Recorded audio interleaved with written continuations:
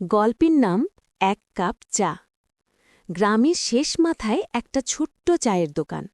কাঁচা মাটির ঘর, টিনের চাল আর সামনে কাঠের বেঞ্চ পাতা। দোকানটা চালায় এক যুবক, নাম রাজু।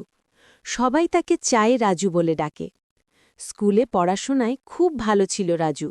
প্রথম দ্বিতীয় হয়ে স্কুল পার করেছে, কিন্তু সংসারের অভাব অনটনের কারণে উচ্চ মাধ্যমিকের পর আর পড়তে পারেনি। বাবার ছোট্ট জমিতে যা ফলত তাতে ৫ জনের সংসার চলে না, তাই পড়াশোনা ছেড়ে শুরু করেছিল এই চায়ের দোকান। প্রতিদিন সকালে উঠে রাজু দোকান খোলে, চুলা জ্বালে, চা বানায়।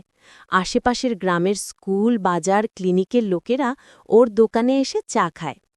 কিন্তু রাজুর চোখে আজও এক স্বপ্ন, একদিন সে আবার পড়বে, আবার ক্লাসে ফিরবে।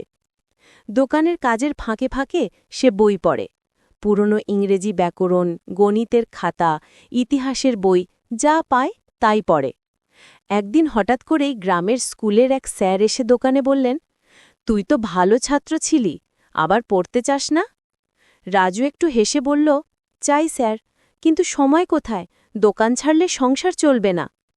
স্যার চুপ করে কিছুক্ষণ তাকিয়ে থাকলেন, তারপর বললেন, শোন, রাতের স্কুলে ভর্তি হ, দিনে দোকান চালা, রাতে ক্লাস কর, আমি তোকে সাহায্য করব। রাজু সেদিন নতুন করে স্বপ্ন দেখতে শুরু করল। এইভাবে চলল আরও ৩ বছর। দিনের বেলা চায়ের দোকান, রাতে ক্লাস। ঘুম কম, পরিশ্রম বেশি, কিন্তু চোখে ছিল আগুন। চারপাশের অনেকেই বলেছিল, কি হবে এত পড়ে, চাওয়ালার পড়াশোনা কেউ দেখে না। রাজু হাসত, উত্তর দিত না, কারণ সে জানত তার সময় একদিন আসবেই। ৩ বছর পর গ্রামের সবাই অবাক হয়ে গেল, রাজু উচ্চ মাধ্যমিক পরীক্ষায় প্রথম হয়েছে, তারপর কলেজে ভর্তি হয়েছে স্কলারশিপ পেয়ে। একদিন এক সাংবাদিক তার কাছে এসে জিজ্ঞেস করলেন, আপনার সফলতার রহস্য কি? রাজু হাসলেন, তারপর একটা কাপ তুলে বললেন, এই এক কাপ চা এই দোকানই আমাকে শিখিয়েছে কিভাবে স্বপ্ন দেখতে হয় আর কিভাবে তা পূরণ করতে হয়।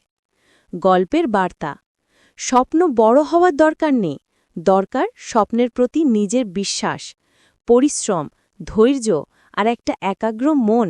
এগুলো থাকলে চায়ের দোকান থেকেও শুরু করে পৌঁছানো যায় জীবনের অনেক বড় জায়গায়।